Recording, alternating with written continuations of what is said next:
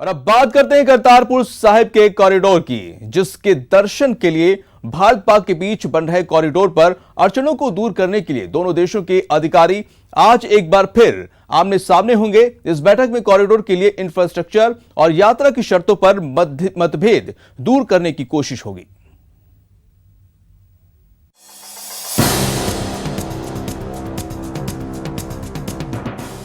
भारत पाकिस्तान के अधिकारी रविवार को एक बार फिर आमने सामने होंगे। उम्मीद है कि अब की बार पाकिस्तान श्रद्धालुओं की भावना का ख्याल रखेगा। दोनों देशों के अधिकारियों की बैठक पाकिस्तानी सीमा में वाघा बॉर्डर पर होगी। दरअसल दोनों देश गुरु नानक देव की 550वीं जयंती पर श्रद्धालुओं के लिए करतारपुर साहिब कॉरिडोर खोलने पर काम कर रहे हैं, लेकिन मुलाकातों के दौर के बाद भी इंफ्रास्ट्रक्चर और यात्रा की शर्तों पर मतभेद कायम है। भारत और पाकिस्तान के बीच भले ही किसी भी स्तर पर बातचीत ना चल रही हो, लेकिन करतारपुर गलियारे को लेकर भारत और पाकिस्तान के अधिकारी एक बार फिर मुलाकात करने वाले हैं। ये मुलाकात वाघा यानी पाकिस्तानी साइड में होने वाली है सुबह 10 बजे। आपको बता दें कि 2 अप्रैल को होने वाली बैठक भारत ने पाक के खालिस्तानी प्रोपेगेंडा को देखते हुए टाल दी थी, लेकिन इस बार दोनों देश इस बैठक को लेकर बहुत सकारात्मक हैं। अब जान लीजिए करतारपुर साहिब कॉरिडोर के लिए दोनों देश क्या चाहते हैं। भारत चाहता है कि दर्शन के लिए श्रद्धालुओं से फीस नहीं ली जाए, जबकि पाकिस्तान वीजा के तर्ज पर फीस सहित परमिट देने की बात कह रहा है, जो खास दिन पर बढ़ाई जा सकती है। भारत श्रद्धालुओं की आस्था के लिए पैदल जाने की अनुमति चाहता है, जबकि पाकिस्तान भारतीय श्रद्धालुओं को बस से ले जाना चाहता है। भारत जीरो लाइन पुल बनाने की मांग पाकिस्तान से कर रहा है, जबकि पाकिस्तान पुल बनाने को तैयार नहीं है। भारत 1 या 2 श्रद्धालु के लिए भी अनुमति चाहता है, जबकि पाकिस्तान कम से कम 15 लोगों के ग्रुप को ले जाना चाहता है। भारत कॉरिडोर को 7 दिन खोलने की मांग कर रहा है, जबकि पाकिस्तान हफ्ते में दिन तय करने की बात कह रहा है। भारत एक दिन में 5000 श्रद्धालुओं और विशेष पर्व पर 10,000 श्रद्धालुओं की अनुमति चाहता है, जबकि पाकिस्तान एक दिन में 500 से 700 श्रद्धालुओं की अनुमति पर अड़ा है। बता दें कि भारत के सख्त ऐतराज के बाद पाकिस्तान ने खालिस्तान समर्थक गोपाल चावला को पाक एसजीपीसी से बाहर कर दिया है, क्योंकि भारत ने साफ कर दिया है कि पाकिस्तान इस कॉरिडोर को खालिस्तानी एजेंडे से जोड़ने की कोशिश ना करे। अब रविवार दोपहर 1 बजे का इंतजार है, जब सुबह 10 बजे से 1 बजे तक चलने वाली बैठक पर भारत के अधिकारी मीडिया से रूबरू होंगे। पाकिस्तान ने हाल ही में गोपाल चावला को पाक एसजीपीसी से बाहर कर दिया था, लेकिन अब चर्चा ये है कि उसकी जगह दूसरे खालिस्तान समर्थक अमीर सिंह को जगह दी गई है। गुरु नानक देव की 550वीं जयंती से पहले यह कॉरिडोर खोलने पर दोनों देश काम कर रहे हैं, लेकिन अभी तक इंफ्रास्ट्रक्चर और यात्रा से जुड़ी शर्तों पर दोनों देशों के बीच मतभेद बरकरार है। माना जा रहा है कि अगली बैठक में इन मतभेदों को दूर करने की कोशिश होगी। कैमरामैन हरीश के साथ शैलेंद्र वांगू, न्यूज़ 18 नेटवर्क, अटारी, पंजाब। और राजसमंद के भीम थाना क्षेत्र के हामेवा की वैर गांव में जमीनी विवाद को लेकर जांच करने पहुंचे हेड कांस्टेबल अब्दुल गनी पर कुछ ग्रामीणों ने हमला कर दिया, जिसके बाद उन्हें घायल अवस्था में उपचार के लिए सीएससी में भर्ती करवाया गया, जहां इलाज के दौरान उनकी मौत हो गई। घटना की सूचना मिलते ही मौके पर पहुंचे एएसपी राजेश गुप्ता और सीओ राजेंद्र सिंह ने शव को मोर्चरी में रखवाकर आरोपियों की तलाश में जुट गई है।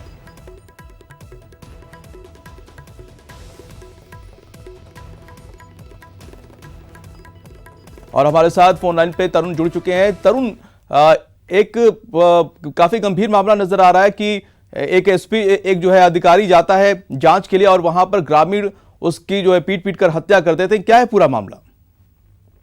जी बिल्कुल माजिद, बड़ी दुखद घटना है। हालांकि इस घटना में जो मृतक हेड कांस्टेबल है, जमीनी मामले की एफआईआर के बाद मौका तस्दीक करने गया था, यानी कि मौका नक्शा बनाने गया था, और मौका नक्शा बना के वापस रवाना होने के दौरान एकांत स्थान पर कुछ अज्ञात लोगों ने सीधा उनकी बाइक के ऊपर हथियारों से हमला कर दिया और गंभीर हालत में जिला भीम सीएचसी पहुंचने तक उनकी मौत हो गई। हालांकि इसमें सबसे बड़ी चुनौती पुलिस के लिए यह है कि जो घटना में जो पीड़ित है, जो मृतक है, वो अब उनकी मौत हो चुकी है और कोई आई विटनेस नहीं होने से पुलिस ने कुछ संदिग्धों को हिरासत में लेके पूछताछ शुरू कर दी है। एडिशनल एसपी ने मौका मुआयना किया और परिजन जो है देर रात पहुंचे और उन्होंने भी इस पर सख्त कार्रवाई की मांग की है। वहीं पुलिस विभाग के जो जवान है उन्होंने भी ऐसी घटनाओं पे रोक लगाने के लिए सख्ती की मांग की है। जी माजिद, तो ये कौन लोग थे? जमीन विवाद का मामला बताया जा रहा कि ये कौन लोग थे जो जिनको इतनी हिम्मत हुई कि ये पुलिस के ऊपर हमला कर रहे थे? देखिए माजिद, पूरी घटना में जो है सबसे बड़ी उलझन जो है वो ये है कि जो घटना में पीड़ित था उसकी चुकी है, लेकिन जो दोनों पक्ष हैं फिलहाल जो पुलिस की तरफ से उन दोनों के होने से साफ इनकार किया गया है। कोई अज्ञात लोग बताए गए हैं जो 4-5 लोग थे और झाड़ियों में छिपके बैठे हुए थे और बाइक को रोककर उस पर हमला किया गया है। जी माजिद, जी शुक्रिया जानकारी देने के लिए तरुण। तो बेहद ही गंभीर मामला, जमीन विवाद को लेकर गए कांस्टेबल को कुछ ग्रामीणों ने उन पर हमला कर दिया और स्थिति ये हुई कि अस्पताल में इलाज के दौरान कांस्टेबल की मौत हो गई और अब पुलिस उनकी तलाश कर रही। हालांकि जो अभी भी आरोपी हैं वो पुलिस की गिरफ्त से बाहर है। जो संदिग्ध हैं उन्हें पकड़कर जो है कार्रवाई की जा रही, पूछताछ की जा रही है।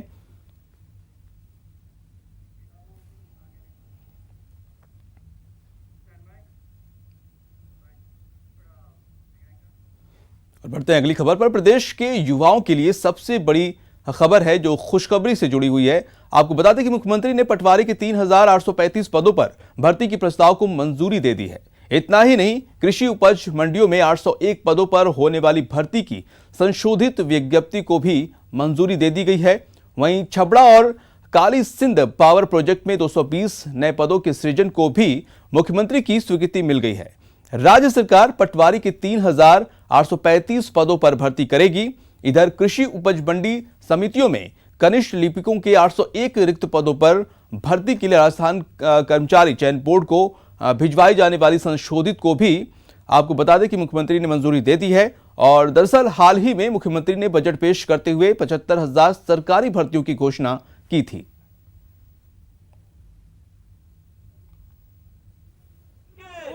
2018 का तो यह हाल है कि अधीनस्थ बोर्ड आरपीएससी और विद्युत विभाग की वो दर्जनों भर्ती जिनका परिणाम तक जारी नहीं हुआ, लेकिन लगातार हम मांग करें कि ये भर्तियां तब पूरी हो पाएगी जब इनकी मॉनिटरिंग होगी। हम मांग करें कि अधिकारी, पीड़ित अभ्यर्थी और मंत्रियों की एक कमेटी बने जो मॉनिटरिंग हर महीने करे। अन्यथा जो जिन भर्तियों का हाल जो 2013 के आज विद्यालय सहायक, पंचायत राज, एलडीसी और नर्सिंग भर्ती एएनएम 2013 वो आज भी 50,000 से ज़्यादा पदों पर लंबित है और जो 2018 की भर्तियां लंबित है, तो ये भी निकलेंगे भर्तियां, एग्जाम होगी लेकिन लटक जाएंगी, कभी कोर्ट में, कभी अधिकारियों की लापरवाही की वजह से। तो कहीं ना कहीं हम लगातार मांग करें, अभी भी ये मांग करें कि भर्तियां आपने निकाली, स्वागत योग्य, लेकिन उसकी मॉनिटरिंग होनी चाहिए, सही नियम होनी चाहिए जिससे वो समय पर भर्ती पूरी हो सके और बेरोजगार को रोजगार मिल सके। बीजेपी के महासचिव रामलाल को राष्ट्रीय स्वयंसेवक संघ यानी आरएसएस का सह संपर्क प्रमुख बनाया गया है। सूत्रों के हवाले से यह खबर है, 2006 से रामलाल को बीजेपी में संगठन महासचिव की जिम्मेदारी दी गई थी। अब उनकी जगह यह जिम्मेदारी बीजेपी के सह संगठन मंत्री वी सतीश निभाएंगे। 2005 में बीजेपी के संगठन महासचिव संजय जोशी की जो है 6CD आने के बाद उन्हें बीजेपी के पद से मुक्त किया गया था। उसके बाद 2006 की शुरुआत से रामलाल बीजेपी में संगठन महासचिव का काम देख रहे हैं। बीजेपी के संगठन महासचिव रामलाल ने 5 जुलाई 2019 को प्रधानमंत्री नरेंद्र मोदी और बीजेपी कार्यकारी अध्यक्ष जेपी नड्डा को पत्र लिखा था कि मुझे मेरे दायित्व से मुक्त की जाए और किसी उपयुक्त कार्यकर्ता को जिम्मेदारी दी जाए।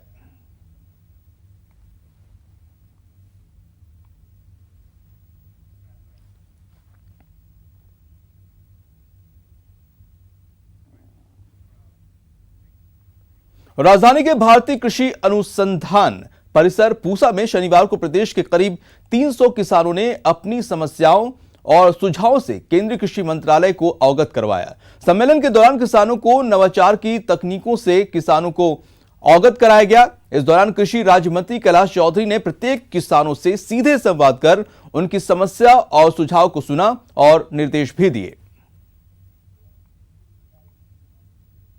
भारत सरकार की बहुत बड़ी पहल है कि पहली बार कृषि वैज्ञानिक, किसान और अधिकारी एक टेबल पे बैठ के लैब से लेके लैंड तक यहाँ पर चर्चा हुई है।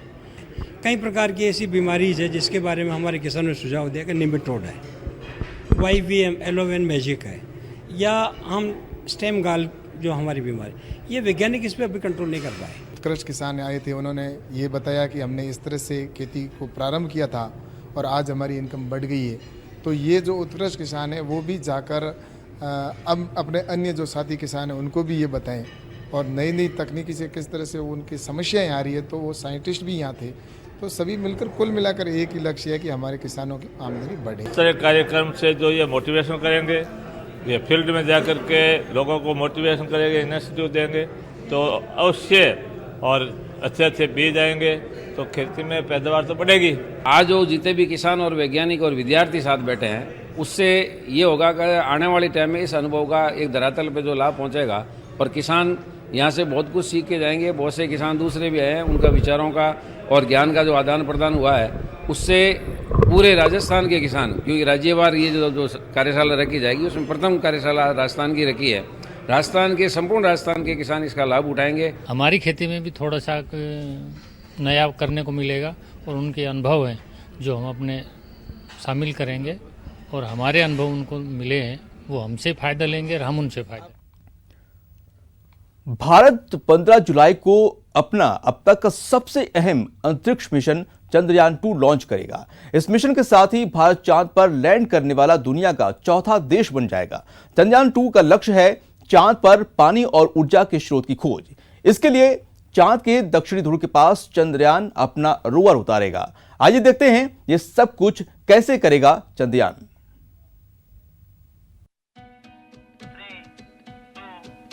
1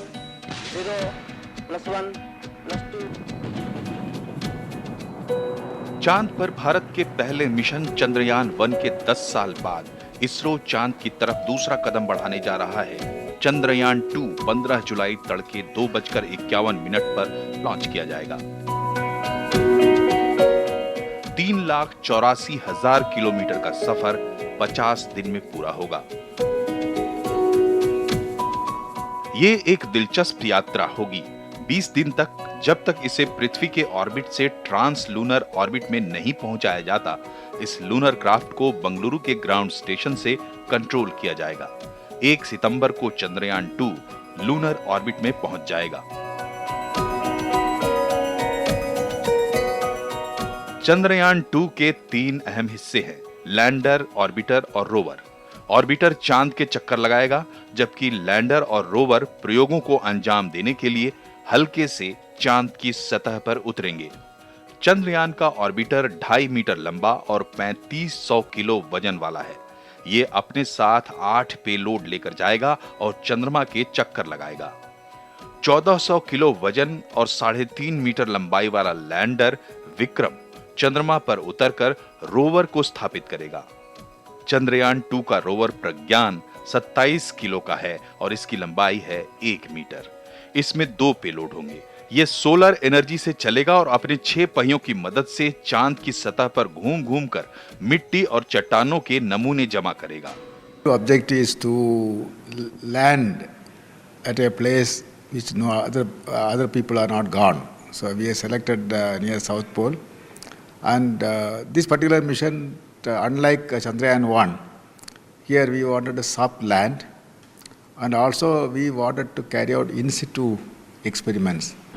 ऑर्बिटर और लैंडर धरती से सीधे संपर्क करेंगे, लेकिन रोवर सीधे संवाद नहीं कर पाएगा। चंद्रयान 2 का उद्देश्य है चंद्रमा की सतह पर पानी के प्रसार और मात्रा का निर्धारण करना। चंद्रयान 2 चंद्रमा के मौसम, खनिजों और उसकी सतह पर फैले रासायनिक तत्वों का भी अध्ययन करेगा। ये मिशन चांद पर इसरो और भारत सरकार के प्रतीक चिन्ह भी छोड़ेगा। The final landing in the 15 minutes is going to be the most terrifying moments for all of us. Yeah, this is a very crucial mission, and we will be having confidence that we will achieve success. The rover wheels have the emblem of that of ISRO, as well as our emblem of our Indian government of India, so that as that rover moves around the moon surface, this will be imprinted. इस अभियान के साथ भारत चांद पर land करने वाला चौथा देश बन जाएगा और पूर्व सोवियत संघ अमेरिका और चीन के एलीट क्लब में शामिल हो जाएगा।